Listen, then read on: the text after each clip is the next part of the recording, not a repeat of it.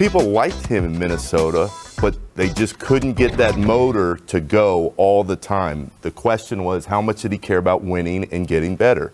To put him in this culture, it is a huge bet for the Warriors. They believe that the culture they've created will get the best out of him.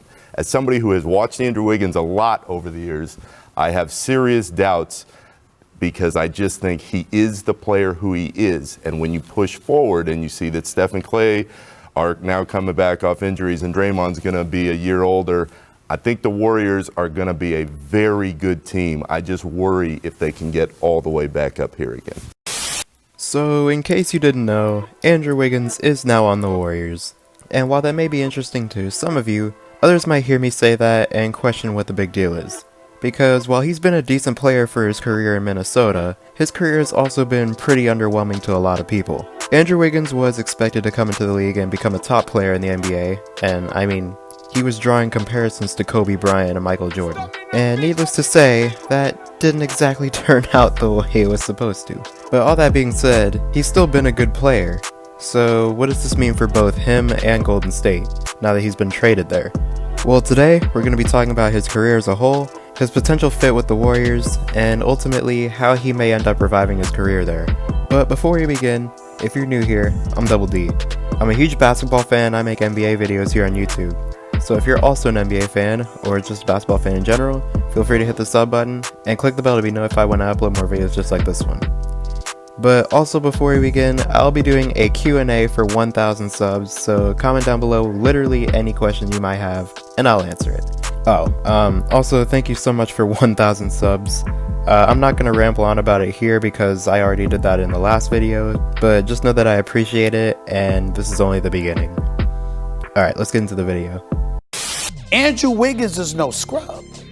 Now, there were questions about, let me finish. There were questions about his motor, his want-it max. They think, he got his money. If he dropped 25 and they lost, he didn't care, right?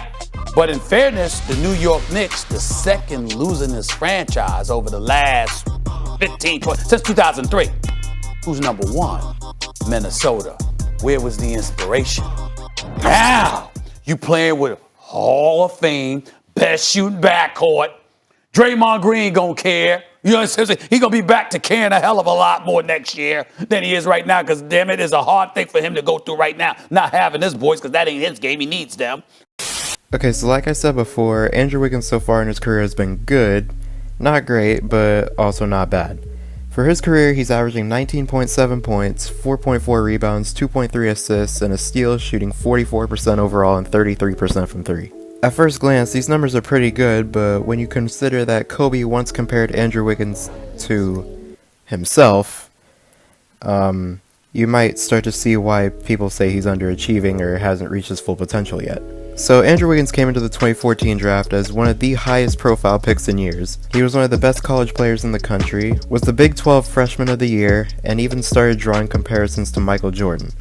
Yes, if you look at his basketball reference page, you will see that two of the nicknames he was given during this time were Maple Jordan and Junior Jordan. And so this would, like everyone else compared to Jordan, give him unbelievably high expectations while not even being in the league yet.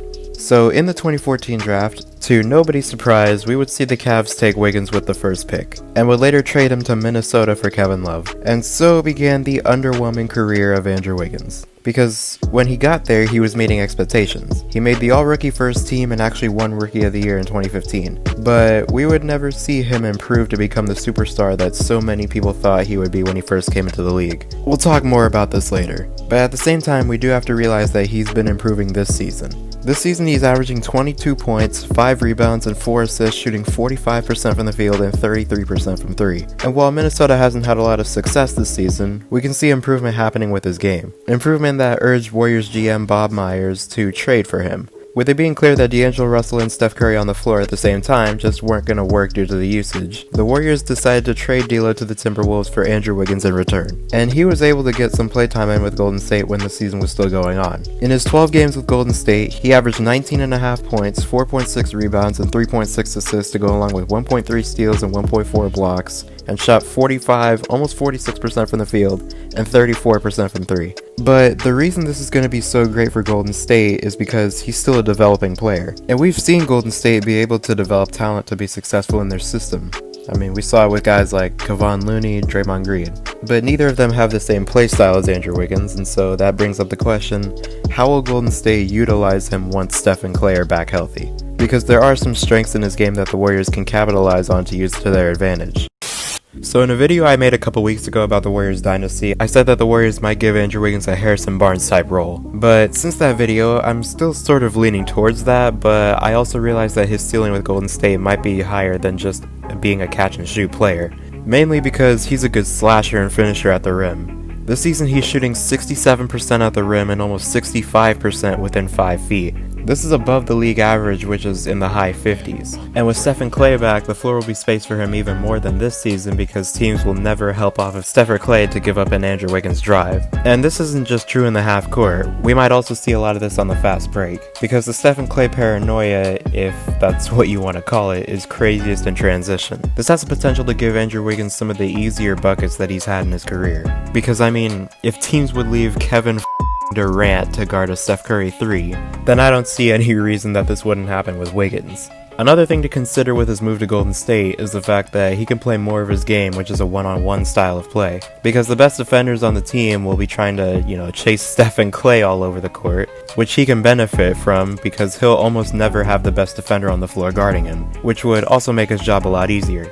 But at the same time, this could be a what if, because in his career, he's made more than a few low IQ plays, which is one of the things that led him to being underwhelming. But you also have to consider that Golden State's offense and coaching staff are some of the best in the league. This season, even with no stars on the floor, we've seen Golden State be able to keep up with a lot of teams in the league.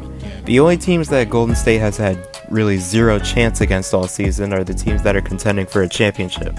The Lakers, Clippers, Bucks, teams like that. But even then, Golden State was still able to pull off a win against the Rockets on Christmas Day, led by D'Angelo Russell and Kai Bowman. Jeez. Alright, there's my duty as a Warrior fan to on the Houston Rockets every once in a while. But the Warriors have still been in games with some decent teams in the league with the first and second year players. The only thing that's kept them from winning more than 15 games is the fact that without Steph and Klay, they really don't have a closer to go to in the final minutes. In some of the games they've played against current playoff teams, they've been losing by sometimes less than 5 points. They've lost to the Thunder by 3, the Celtics by 5, the Jazz by 4, the Lakers by 5, and actually took the Nuggets into overtime where they lost by just 3. They have a chance to make this team great. Their front office is going to do whatever they can to make that happen. But another thing we need to think about is the fact that the Warriors' core is almost out of their primes, which is unbelievable to say. Steph Curry turns 33 next season, and Klay Thompson and Draymond Green both turn 31.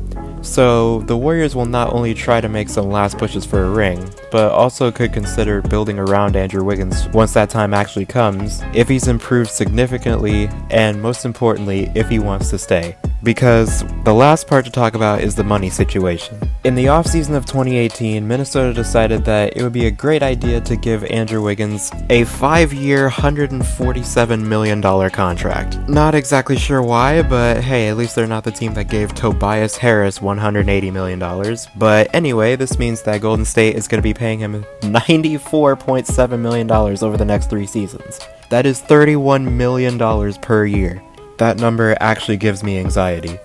Just for reference, Golden State is paying Klay Thompson $38 million per year over the duration of his contract. And so that'll definitely be something to talk about over the next few years, is the fact that they really have no money to sign any big names. Because I mean, they're paying Steph 40-something million a year, they're paying Klay $38 million a year, Draymond $25 million a year, and now Andrew Wiggins $31 million a year. And so the Warriors aren't really going to have a lot of flexibility with their money. But you also have to keep in mind that they also have a lot of good young talent, and so if they develop them well, they may not even need to go after more veterans or players like that. But that'll still be one of those things to just keep an eye on as time goes on. But with all that being said, I hope you guys enjoyed this video. Subscribe if you're new, and hit the bell to be notified when I upload. Comment down below what you want to see next, also questions for the Q&A, and as always, I'll see you guys in the next one.